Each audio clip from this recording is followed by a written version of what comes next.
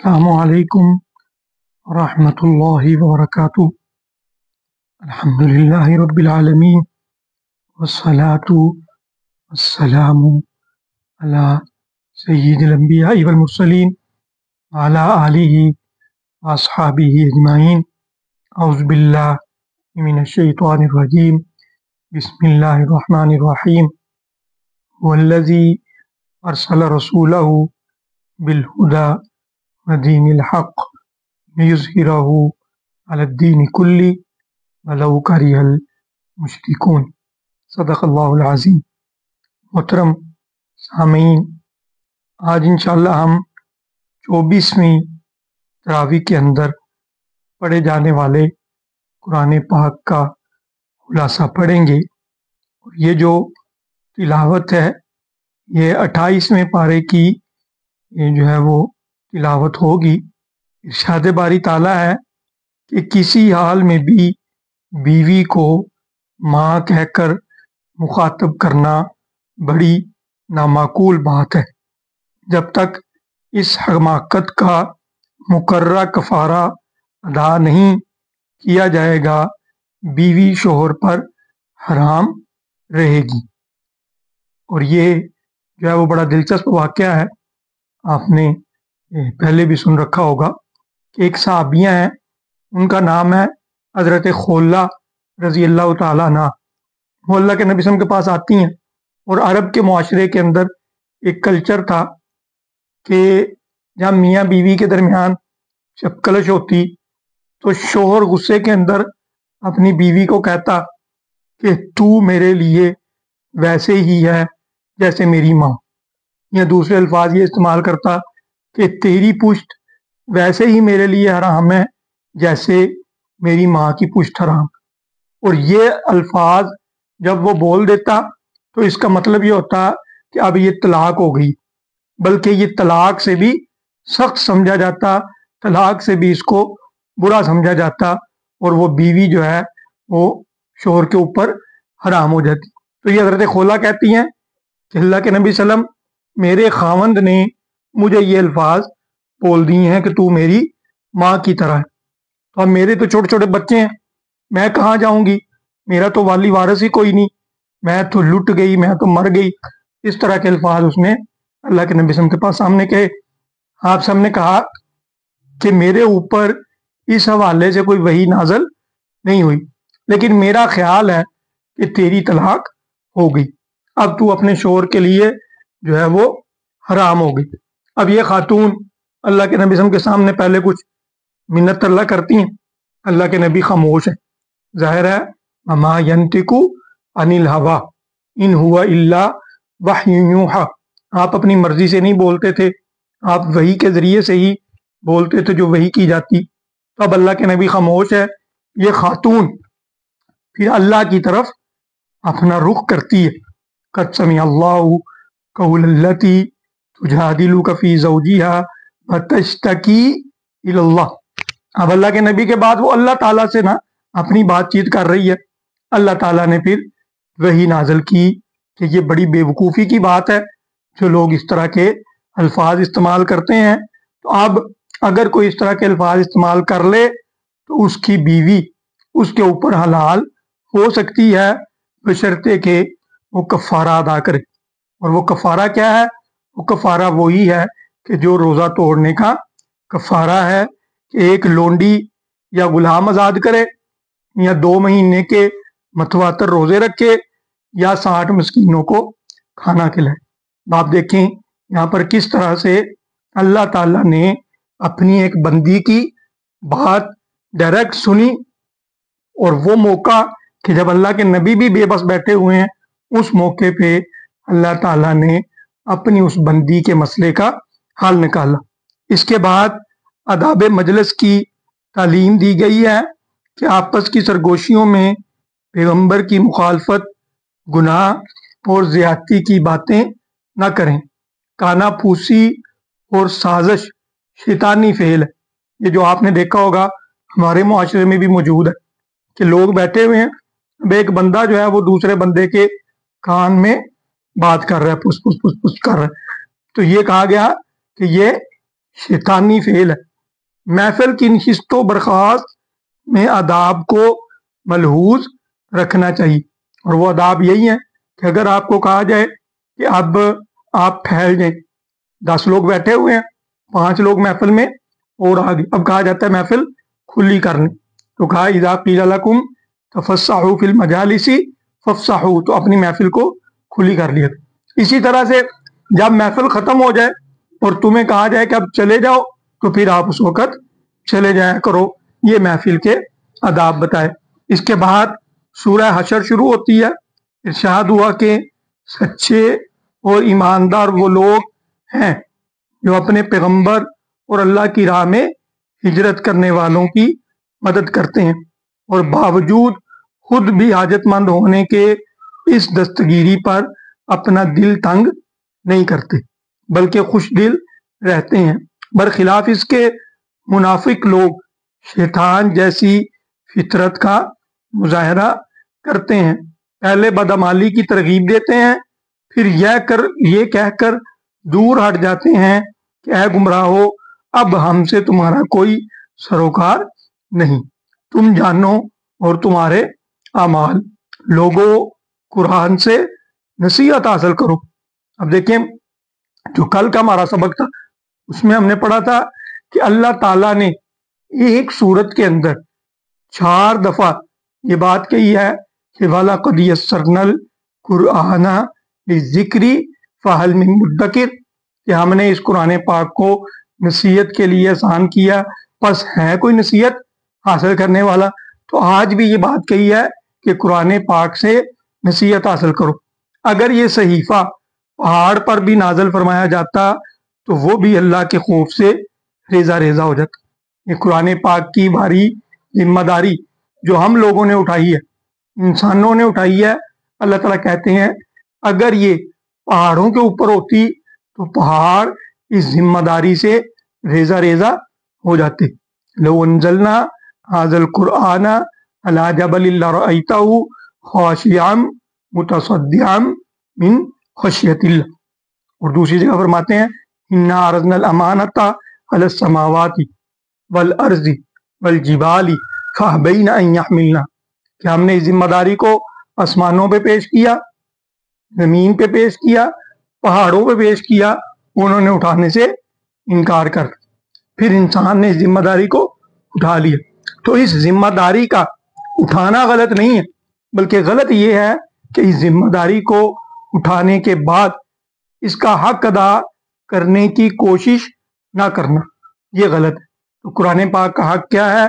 वही जो हम बार बार डिस्कस करते हैं, हम इसकी तिलावत करें, हम इसको समझें, हम इसको हिफज करें, हम इसकी बातों को समझने के बाद उन पर अमल करें, उनको आगे फैलाएं, और फिर सबसे अहम कि जो निज़ाम कुरान पाक लेकर आया है उस निज़ाम को नाफज करने के लिए जिद्दोजहद करें। तो अल्लाह ताला फरमाते हैं अगर ये सहीफा पहाड़ पर भी नाजल फरमाया जाता तो वो भी अल्लाह के खौफ से रेजा रेजा हो जाता।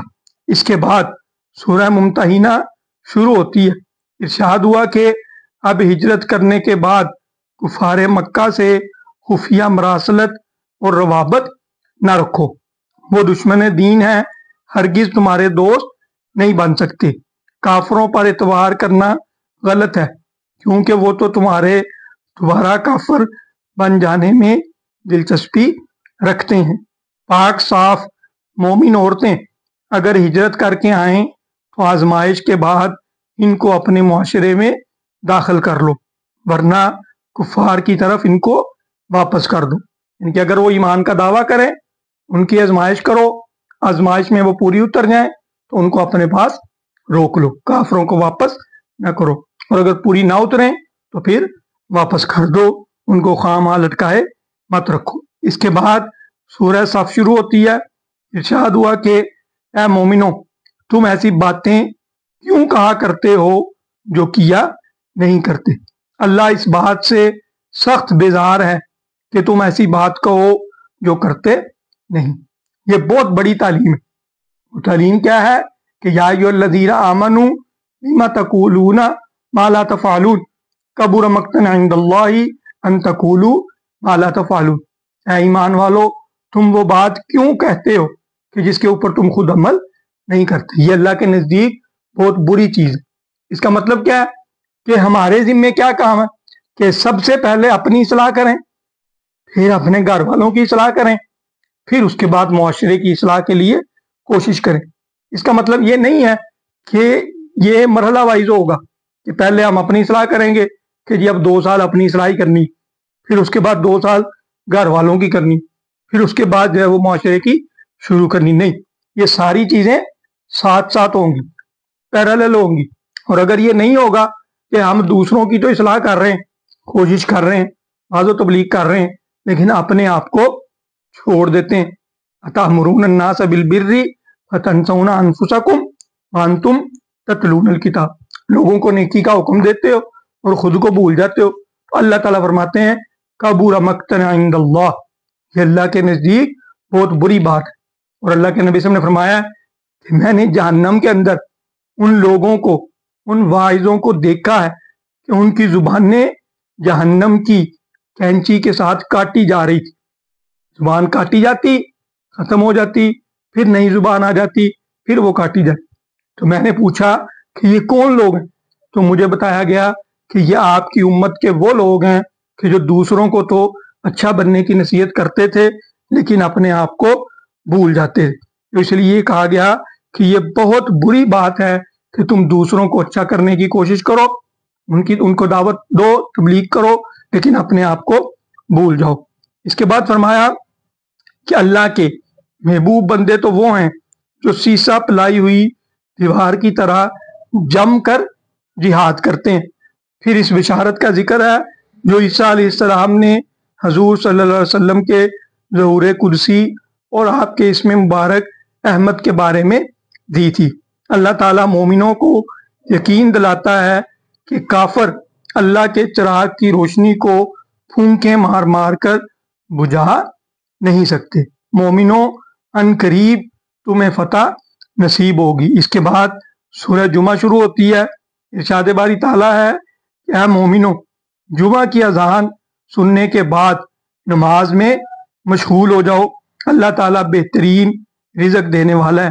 یہ باقاعدہ حکم ہے، اذا نودی للصلاۃ، جب نماز کے لیے بلایا جائے، فسعوا الی ذکر اللہ وذروا البیع، تو نماز کی طرف آؤ اور تجارت اور اپنا کام، اپنی ملازمتیں وہ ساری چھوڑ دو، اور جب نماز پڑھ لو تو پھر جا کر اپنا رزق تلاش کرو، پھر اللہ کے راستے کے اندر دوڑ دھوپ کرو اور اپنی روزی روٹی تلاش کرنے کی کوشش کرو۔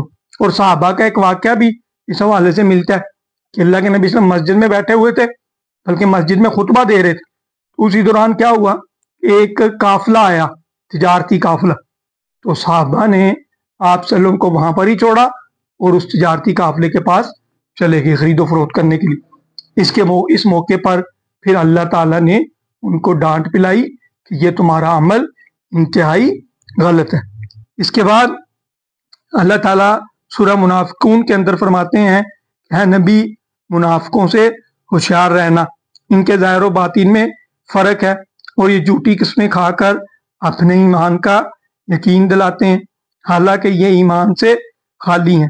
اس کے بعد سورہ تغابن شروع ہوتی ہے۔ ارشاد ہوا کہ اللہ ہی نے تم سب کو پیدا فرمایا، پھر تم میں کوئی کافر ہے اور کوئی مومن، اور تمہاری عورتیں اور تمہاری اولاد میں سے بھی کوئی تمہارے دشمن ہے اور کوئی تمہارے دوست۔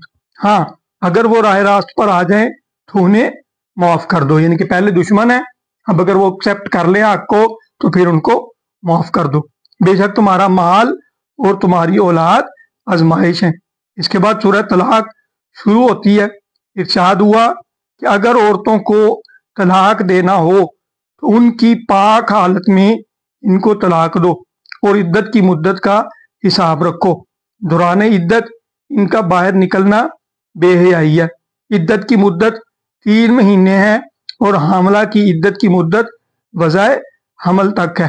متعلقہ عورت کو اگر حمل ہو تو وضع حمل تک خرچہ دینا ہوگا۔ یہاں سختی سے تعلیم فرمائی گئی کہ طلاق کو کھیل مت بناؤ۔ اگر تم نے طلاق دینی ہے تو اس کا طریقہ کار کیا ہے کہ اس وقت طلاق دو جب عورت پاکی کی حالت میں ہو اور وہ ایسا طہر ہو کہ جس میں تم نے ازدواجی تعلق قائم نہ کیا ہو، اور اس کے بعد پھر ان کی جو عدت ہے اس تک انتظار کرو، مہلت دو، اس کو اپنے گھر میں رہنے دو، اور پھر اللہ تعالیٰ ممکن ہے اس دوران تمہاری کوئی موافقت آپس میں کر دے۔ اور اگر یہ سارا پروسیس ہو جائے، اب دو صورتیں، یا تو اچھے طریقے سے روک لو یا پھر طلاق دے کر فارغ کر دو، لٹکائے مت رکھو۔ اس کو بڑا ناپسند فرمایا ہے اللہ تعالیٰ نے۔ اس کے بعد سورہ تحریم شروع ہوتی ہے، ارشاد ہوا کہ اے نبی صلی اللہ علیہ وآلہ وسلم، اپنی بیویوں کی خاطر سے آپ اللہ کی نعمتوں کو ترک نہ کریں، اور ایسا عہد کرنا قسم کے برابر ہے جس کا کفارہ ادا کرنا ہوگا۔ آپ کو منع کیا گیا کہ اے محمد صلی اللہ علیہ وسلم، آپ اپنے لیے اس چیز کو کیوں حرام کرتے ہیں جو اللہ تعالیٰ نے حلال کی ہے۔ اور یہ واقعہ کیا ہے؟ واقعہ یہ ہے کہ اللہ کے نبی صلی اللہ علیہ وسلم اپنی ازواج کے گھر جاتے تھے۔ ایک اہلیہ تھی حضرت زینب رضی اللہ تعالی عنہا۔ آپ وہاں جاتے تو وہاں پر شہد آیا ہوا تھا کہیں سے، وہ آپ کو پانی میں ملا کر دیتی۔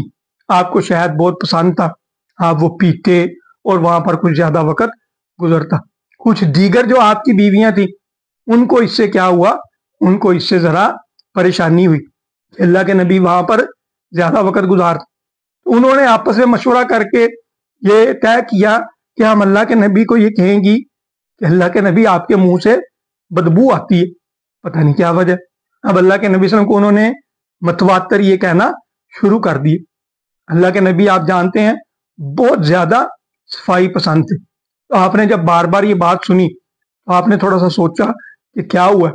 پھر آپ کو سمجھ آئی کہ میں وہ جو شہد پیتا ہوں نا، اس کی وجہ سے منہ سے بدبو آتی ہے۔ تو آپ نے پھر قسم کھا لی کہ آئندہ کے بعد میں شہد کو استعمال نہیں کروں گا۔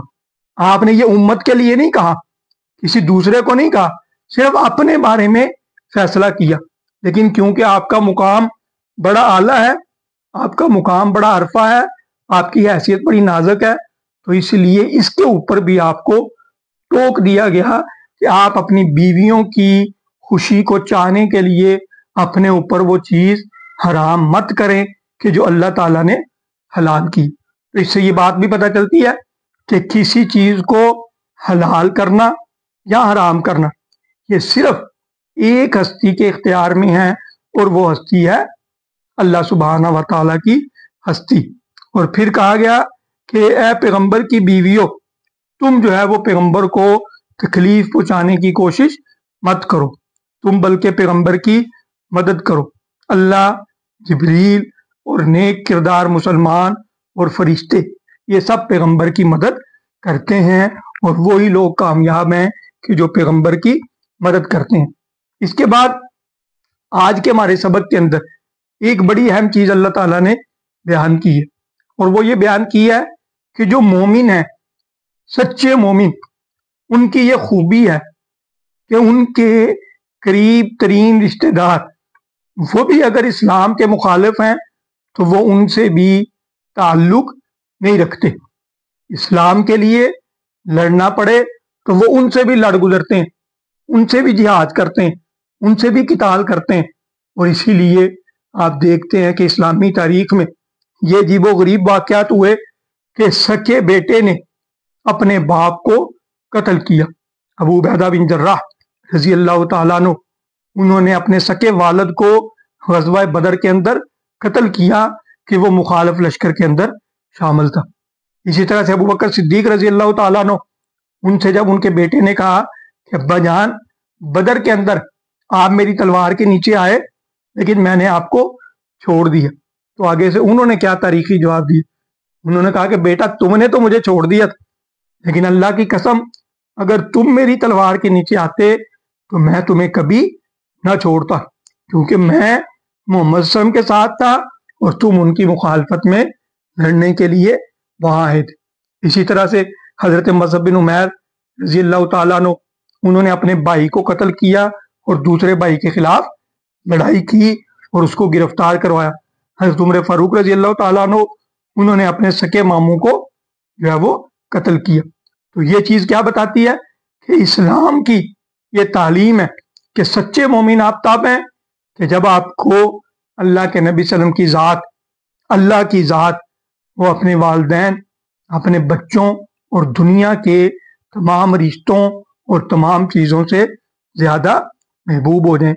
پھر اسی طرح سے ایک اگلا سبق یہ دیا گیا کہ مومنوں کی ایک خوبی ہے کہ وَيُؤْثِرُونَ عَلَىٰ أَنفُسِهِمْ وَلَوْ كَانَ بِهِمْ خَصَاصَةٌ، کہ وہ اپنے اوپر دوسروں کو ترجیح دیتے ہیں چاہے خود بھی تنگ دست ہوں۔ اب اس کا جو بیک گراؤنڈ بیان کیا جاتا ہے وہ یہ واقعہ ہے کہ اللہ کے نبی صلی اللہ علیہ وسلم صحابہ کے ساتھ بیٹھے ہوئے ہیں، ایک مہمان آتا ہے اور وہ کہتا ہے کہ اللہ کے نبی میں بھوکا ہوں، مجھے کھانا کھلائیں۔ آپ صلی اللہ علیہ وسلم صحابی کو بھیجتے ہیں کہ جاؤ ازواج مطہرات کے گھروں سے جو کھانا موجود ہے وہ لے آؤ۔ وہ صحابی جاتے ہیں، سب گھروں کے اندر چکر لگا کے واپس آ جاتے ہیں اور آ کر کہتے ہیں کہ اللہ کے نبی صلی اللہ علیہ وسلم کسی زوجہ محترمہ کے گھر کے اندر کھانے کے لیے کوئی چیز موجود نہیں۔ اب یہ فکرہ کتنی آسانی سے میں نے بول لیا، آپ نے سن لیا، لیکن اس کے اوپر ذرا غور کریں، ابھی اپنے گھر کا جائزہ لیں، وہاں پر جو طرح طرح کی نعمتیں موجود ہیں ان کا جائزہ لیں، اور پھر اللہ کے نبی صلی اللہ علیہ وسلم کے گھروں کا جائزہ لیں کہ وہاں پر کھانے کے لیے موجود نہیں تھا، کوئی چیز نہیں ملی سب کے گھروں سے۔ تو اللہ کے نبی صلی اللہ علیہ وسلم صحابہ کی طرف متوجہ ہوتے ہیں اور کہتے ہیں کہ میرے صحابہ، تم میں سے کون ہے کہ جو اللہ کے نبی کے اس مہمان کی مہمان نوازی کرے گا؟ تو ایک صحابی کہتے ہیں اللہ کے نبی صلی اللہ علیہ وسلم میں، ان کا نام ہے حضرت ابو طلحہ رضی اللہ تعالیٰ عنہ۔ وہ اس صحابی کو لیتے ہیں اور گھر چلے جاتے ہیں اور جا کر اپنی اہلیہ سے کہتے ہیں پل یہ لوگ کے گھر کی ہے، کیا موجود ہے گھر میں؟ وہ کہتی ہے کہ صرف اتنا کھانا موجود ہے کہ جو ہمارے بچے کھا سکیں، اتنا بھی نہیں ہے کہ ہم ساتھ مل کے تھوبہ فراغت کھا سکیں۔ تو وہ کہتے ہیں کوئی بات نہیں، بچوں کو سلا دو، بہلا کر پھسلا کر سلا دو، اور کھانا مہمان کو صرف کر دو، اور جب تم کھانا رکھ دو اسی وقت تم کیا کرنا، چراغ کو بند کر دینا، ہم منہ ہلاتے رہیں گے اور مہمان کھانا کھا لے گا اور وہ یہی سمجھے گا کہ ہم نے بھی اس کے ساتھ کھانا کھایا۔ تو ایسے ہی کرتی ہیں، کھانا مہمان کھا لیتا ہے، وہ وقت گزر جاتا ہے، یہ صحابی اللہ کے نبی صلی اللہ علیہ وسلم کے پاس آتے ہیں اگلے دن۔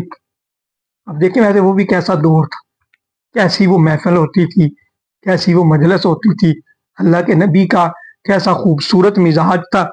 اللہ تعالیٰ جو ہے وہ ان سب لوگوں پر اپنی جو ہے وہ ان گنت رحمتیں جو ہے وہ نازل فرمائے۔ اب اللہ کے نبی ان کو دیکھتے ہیں ابو طلحہ کو اور مسکرا پڑتے ہیں، کہتے ہیں ابو طلحہ رات پھر کیا ہوا؟ ابو طلحہ رضی اللہ تعالیٰ عنہ جو ہے وہ پورا واقعہ سناتے ہیں۔ تو آپ وسلم کہتے ہیں ابو طلحہ تمہارے لیے اللہ تعالیٰ نے یہ آیت نازل کی ہے کہ یہ ایمان والے ایسے ہیں کہ جو کامیاب ہیں، کہ جو خود تنگ دست ہوتے ہیں لیکن اس کے باوجود وہ دوسروں کو اپنے اوپر فوقیت دیتے ہیں۔ تو آج ہمیں بھی اپنے کردار کے اندر جھانکنا چاہیے کہ ہر طرف غربت ہے، ہر طرف جو ہے وہ بدحالی ہے، ہر طرف بھوک ہے، اور ہم جو ہے وہ اس کو ختم کرنے کے اندر اپنا کتنا کردار ادا کر رہے ہیں۔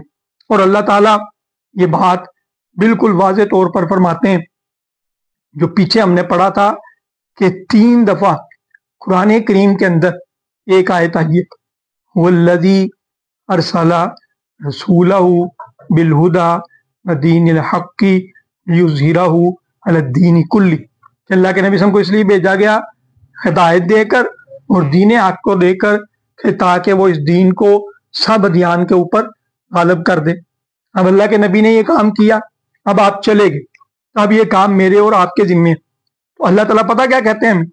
اللہ تعالیٰ کہتے ہیں وہ مومنوں، کیا میں تمہیں ایک تجارت بتاؤں کہ وہ تجارت تمہارے لیے فائدے مند ہے؟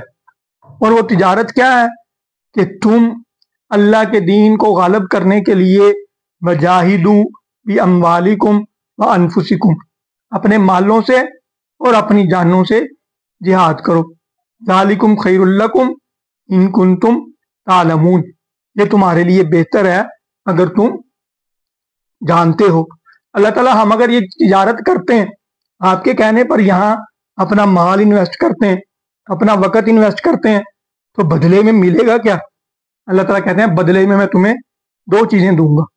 अब देखिए, आप अंदाजा करें कि ये दोनों चीजें वो ही हैं कि जो हम सब चाहते हैं। अल्लाह ताला कहते हैं बदले में क्या मिलेगा? यग़फिर लकुम ज़ुनूबकुम व युदखिलकुम जन्नातिन तजरी मिन तहतिहल अनहारु व मसाकिन तय्यिबतन फी जन्नाति अदन। अल्लाह ताला कहते हैं बदले में मैं तुम्हारे सारे गुनाहों को माफ कर दूंगा और तुम्हें जन्नत के अंदर दाखिल करूंगा, ऐसे घरों के अंदर दाखिल करूंगा कि जिन जैसे घर पूरी दुनिया के अंदर नहीं है। ज़ालिकल फौजुल अज़ीम, ये बड़ी कामयाबी। यानी कि पहली चीज क्या मिल गई? जन्नत, असल कामयाबी। फमन ज़ुहज़िहा अनिन नार व उदखिलल जन्नत फ़क़द फ़ाज़, वो मिल गई। दूसरी चीज, अब ज़ाहिर है कोई हमारे जैसे भी होते हैं कि अल्लाह ताला वो जहां किन्ने देखा, ये जहां भी तो कुछ ना कुछ मिलना चाहिए ना, यहाँ भी तो कोई चुदराहट होनी चाहिए, यहाँ भी तो कोई मालो दौलत होना चाहिए, यहाँ भी तो कोई इक़्तिदार होना चाहिए। तो अल्लाह ताला कहते हैं व उखरा तुहिब्बूनहा, वो दूसरी चीज भी तुम्हें मिलेगी, तुहिब्बूनहा, जिसको तुम पसंद करते हो। अल्लाह ताला वो चीज क्या है? अल्लाह ताला फरमाते हैं नस्रुम मिनल्लाह व फतहुन करीब व बशिरिल मुमिनीन, अल्लाह की तरफ से मदद आएगी, तुम गालिब हो जाओगे। दुनिया का इक़्तिदार, दुनिया का इख्तियार, दुनिया का माल, दुनिया की दौलत, ये सब भी मैं तुम्हें अता करूंगा। क्या मतलब पता चला कि ये दोनों नेमतें, जन्नत और दुनिया का इक़्तिदार, इन दोनों को हासिल करने का एक ही तरीका है, और वो तरीका क्या है? जाहिदू बि अम्वालिकुम व अनफुसिकुम, अपने मालों से और अपनी जानों से जिहाद करना पड़ेगा। अब ये तस्वीर का एक रुख है कि अगर जिहाद किया तो ये दोनों चीजें मिल जाएंगी। अब दूसरा रुख क्या है कि अगर जिहाद ना किया तो फिर क्या होगा? फिर तस्वीर का दूसरा रुख ये है कि जिहाद ना किया तो आखिरत में जहन्नम और दुनिया के अंदर जलालत, दुनिया के अंदर रुसवाई। और ये बिल्कुल ऐसे महसूस होता है कि जैसे अल्लाह ताला ने मौजूदा हमारी हालत के ऊपर तबसरा किया। अल्लाह के नबी सल्लल्लाहु अलैहि वसल्लम फरमाते हैं एक दफा सहाबा से, क्या मेरे सहाबा, एक वक्त ऐसा आएगा कि काफर कौमें मुसलमानों पर ऐसे टूट पड़ेंगी जैसे भूखा दस्तरखान के ऊपर टूट पड़ता है। आप आज के हालात को देख लें, फलस्तीन के अंदर जो हो रहा है, गजा के अंदर जो हो रहा है, इसी तरह दीगर मुसलमान मुल्कों में जो हो रहा है। तो साहबा कहते हैं अल्लाह के नबी, उसकी वजह क्या होगी?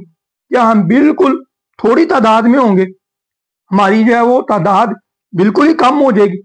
सूरत हाल तो यह है कि हम 313 हों तो 1000 पे गालिब आ जाते हैं, तो क्या उस वक्त हम इससे भी कमजोर हो जाएंगे? तो अल्लाह के नबी क्या कहते हैं? आप कहते हैं नहीं साहबा, तुम्हारी तादाद रेत के जर्रों की तरह होगी, पानी के कतरों की तरह होगी, अनगिनत तादाद होगी, लेकिन तुम्हें एक बीमारी लग जाएगी, और वो बीमारी है वहन की बीमारी।